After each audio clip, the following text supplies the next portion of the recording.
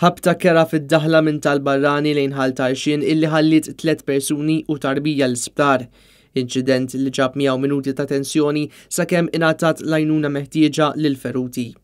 It-tarbija li għandha biss 5 xhur qiegħda tissielet għal ħajjitha wara din il-ħabta bejn żewġ vetturi biżwid it-traffic lights eżatt quddiem ir-residenza tal-anzjani.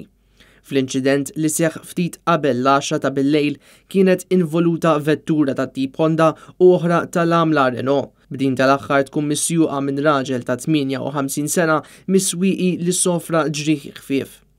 Fil-post sejħu mal-ewwel membri mid-Dipartiment tal-Protezzjoni Ċivili, tim mediku bl-ambulanzi u numru ta' pulizija tad-distrett. Fil-Honda li kienet misjuqa minn raġel ta' 32 mill-Klin kien hemm mara ta' 31 sena mill-Klin u tifel ta' 5 xhur li ġie ċertifikat li sofra ġrieħi serji u jinsab fil-periklu tal-mewt. Is-sewwieq u l-mara li kienu fil-karozza Honda ittieħdu wkoll l-isptar Mater Dei wara li ġew iċċertifikati li sofrew ġrieħi gravi. Dwar dan il-każ infetħet inkjesta li qed titmexxa mill-Maġistrat Newell Bartolo dan filwaqt li l-investigazzjonijiet għadhom għaddejjin.